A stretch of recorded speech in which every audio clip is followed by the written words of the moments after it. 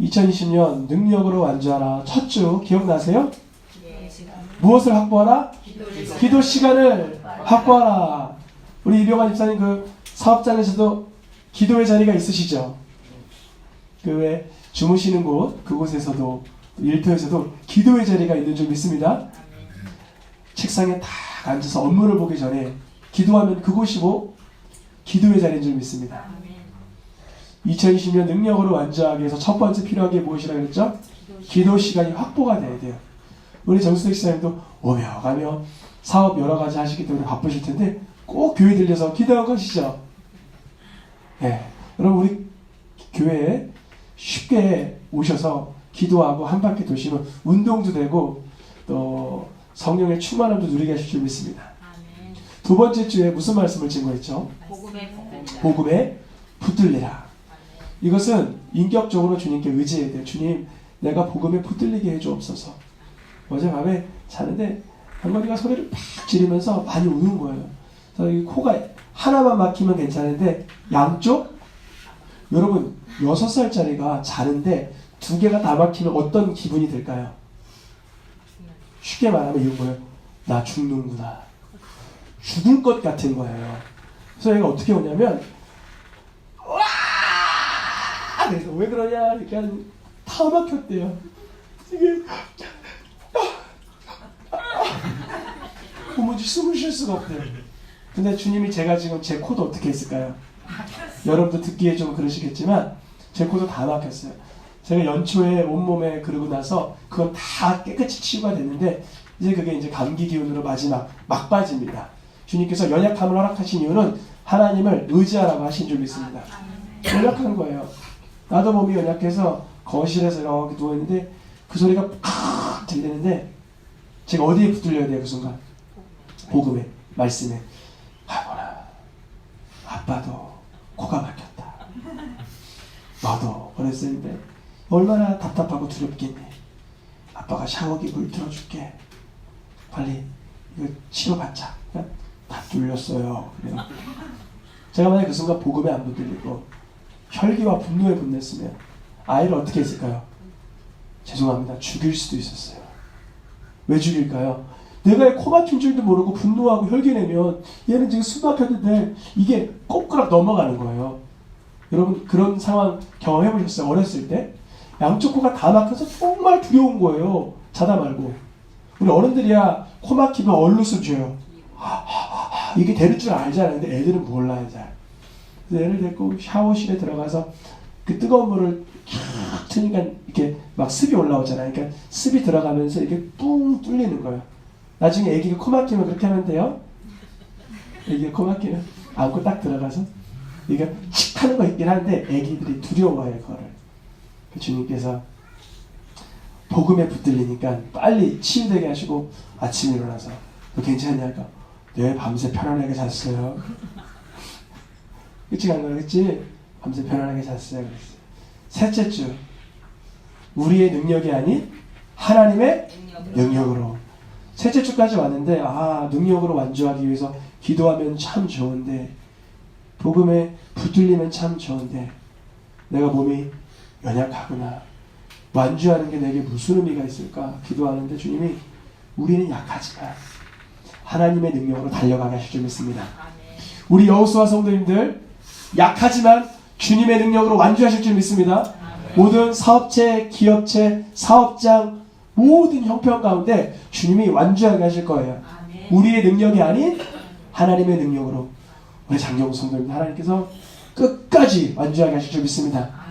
때론 지쳐요, 쓰러져요, 연약해요, 넘어질 듯해요. 주여 그럴 때 이렇게 인격적으로 기도하는 하나님 나는 브레이크가 터진 자동차와 같습니다. 타이어가 파슨한 그러한 자동차와 같습니다. 더 이상 진행할 수가 없습니다. 멈출 수도 없고 나아갈 수도 없는 이러지도 못하고 저러지도 못하는 고속도로 한가운데 있는 연약한 자입니다. 구할 때 주님께서 능력을 보여줄 줄 믿습니다. 주님의 인격적인 고백을 받으세요. 그대로 받으세요. 오늘 마지막 시간인데요. 능력으로 완주하는데 이 질문을 주시더라고요. 주님께서. 오늘의 제목을 읽어보겠습니다. 시작. 꼬린 지점이 어디인가? 꼬린 지점이 어디인가. 2020년 12월 31일 그 날짜가 꼬린 지점은 아니겠죠. 안타까운 이야기지만 혹여나 우리 가운데 그 전에 주님의 부르심이 있을 수도 있겠지요. 꼬린 지점은 날짜에 있지도 않고 공간에 있지도 않고 우리 형편에 있지는 않겠죠. 우리의 꼬린 지점이 어디 있을까? 세상 사람들의 꼬린 지점과 우리 하나님을 경외하고 예수님을 구주로 고백하는 우리들의 꼬린 지점과 어떻게 다를까를 한번 구별해 봤습니다. 세상 사람들은 부유를 꿈꾸고 다른 말로 성공을 바라며 살아가는데요.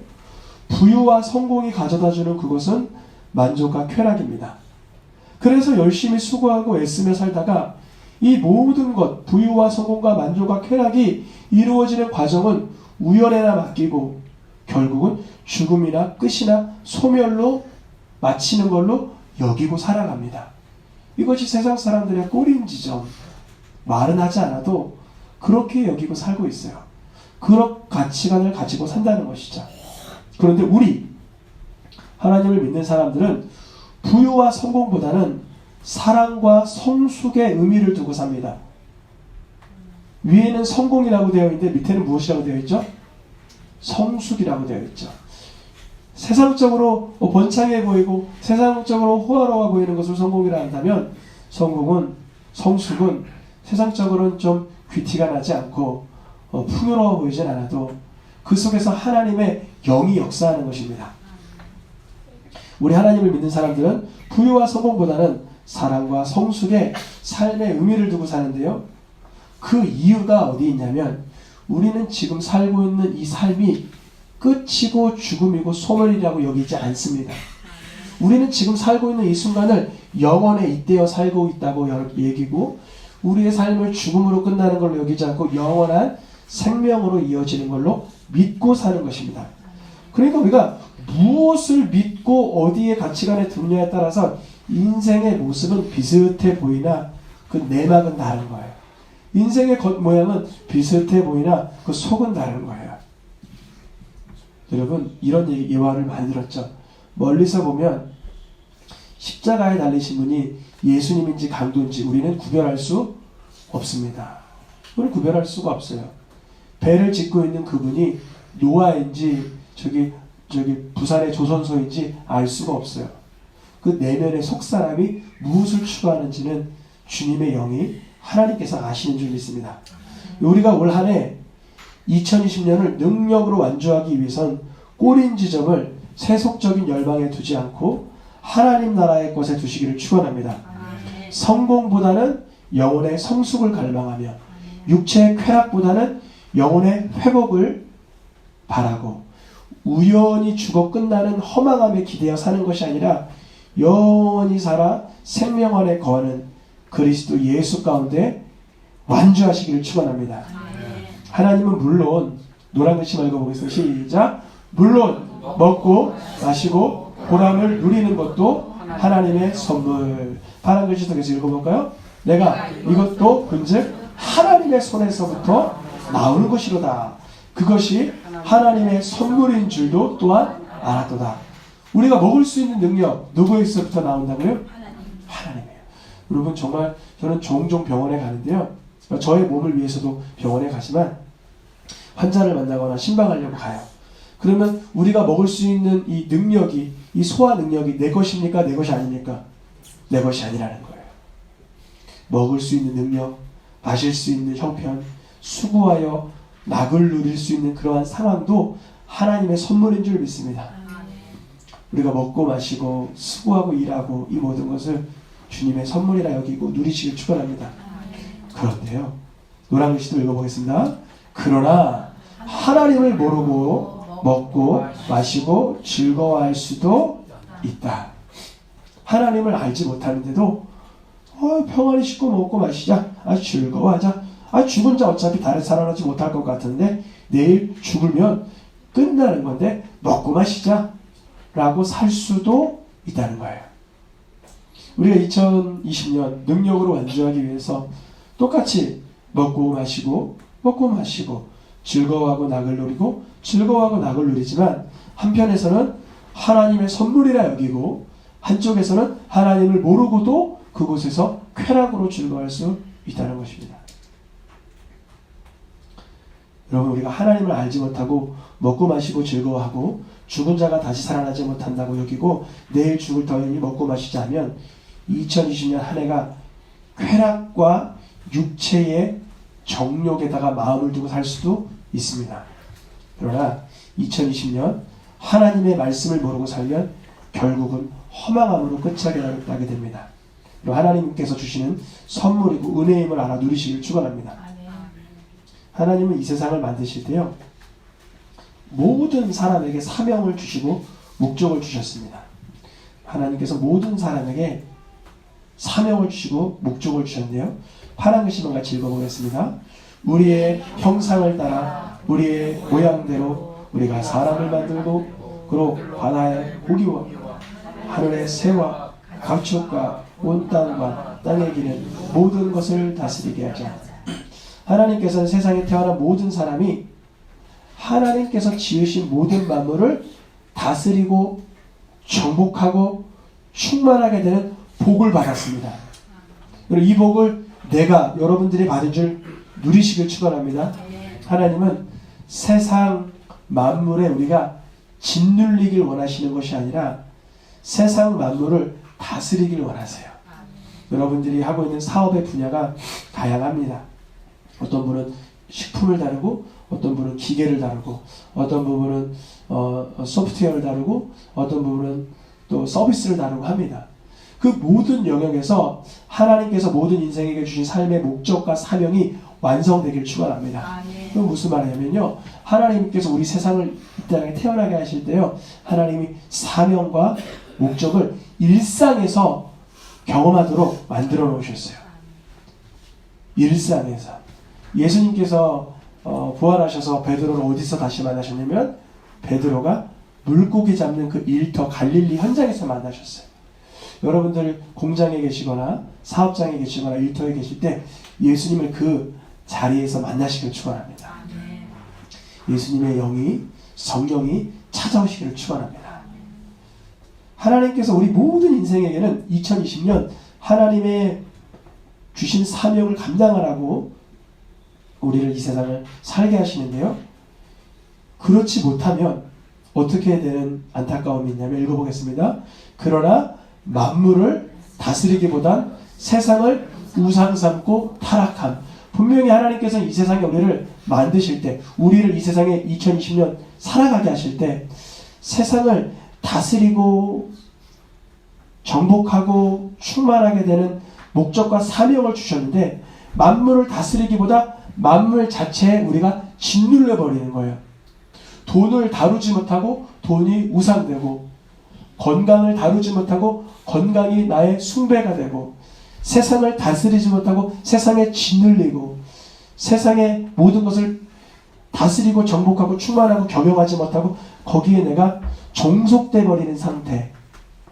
그것이 바로 우리에게 하나님을 높이지 못하고 세상을 높여버리게 하는 타락된 상태로 만들어버립니다.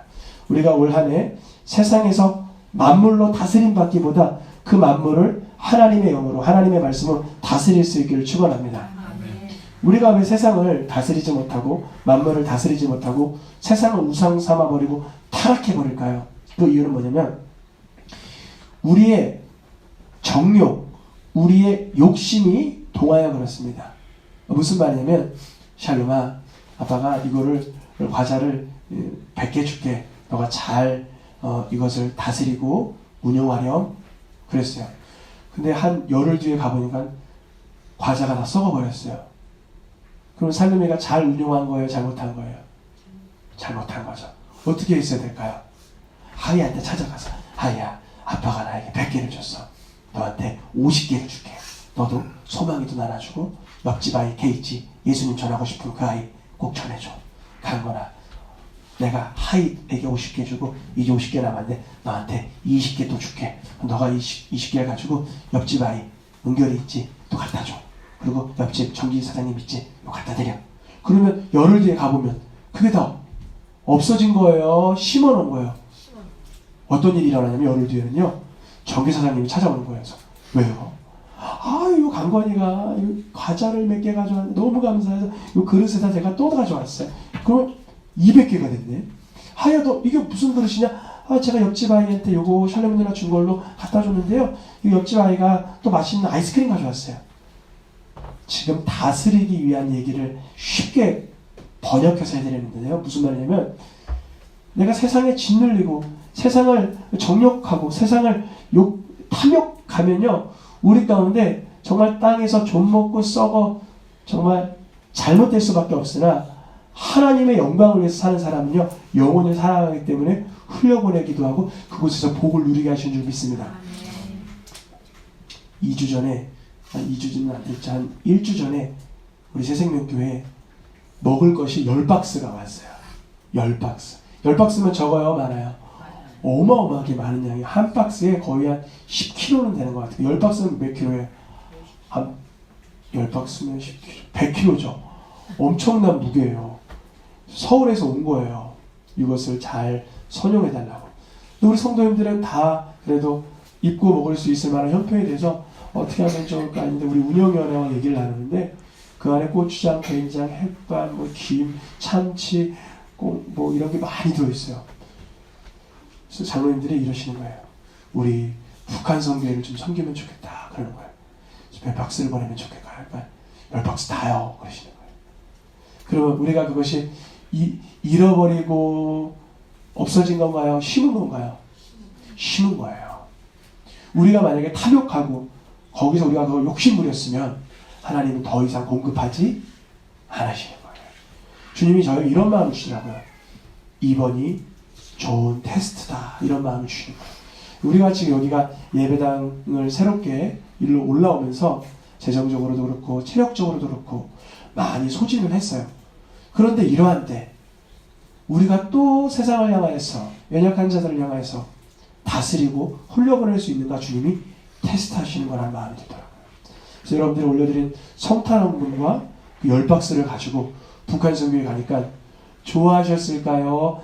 딱 필요했을까요? 좋아하시면 딱 필요했어요. 거기 가보니까 어린아이들도 있고 학생들도 있고 교장 선생님들이 다 나오시는데 너무 좋아하시는 거예요. 이곳에서 그 즉석으로 밥도 이런 반찬들도 해먹을 수 있으니까 너무 좋은 거예요.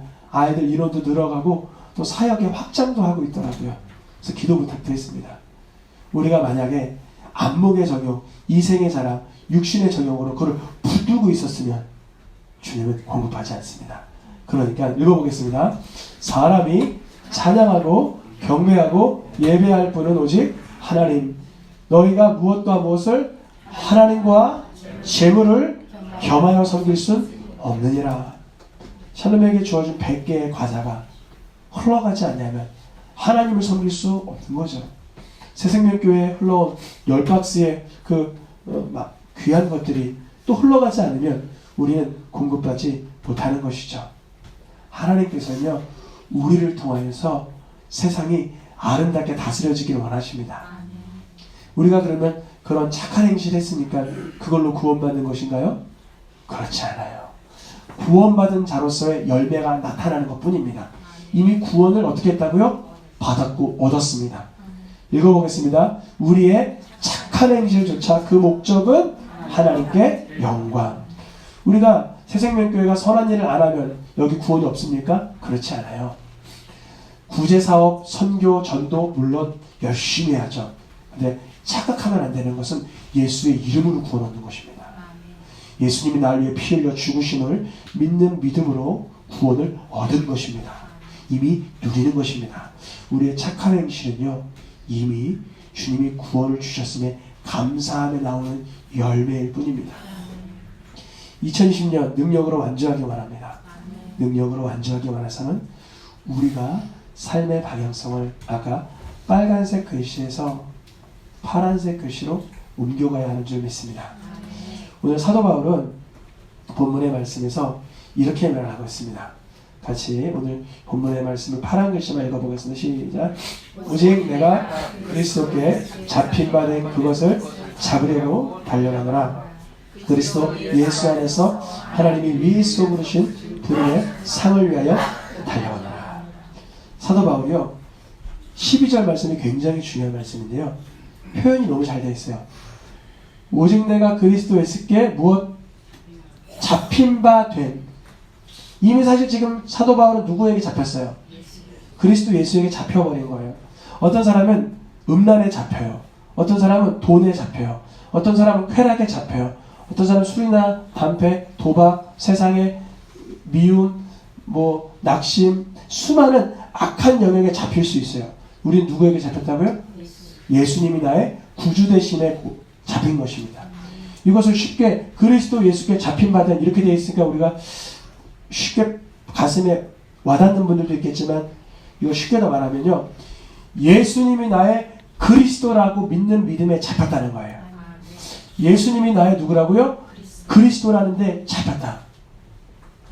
예수님이 나의 모든 순간과 형편과 상황에 그리스도라고 믿는 믿음에 잡힌 바 되어 있는 그 상태를 계속 잡으려고 달려가는 거예요.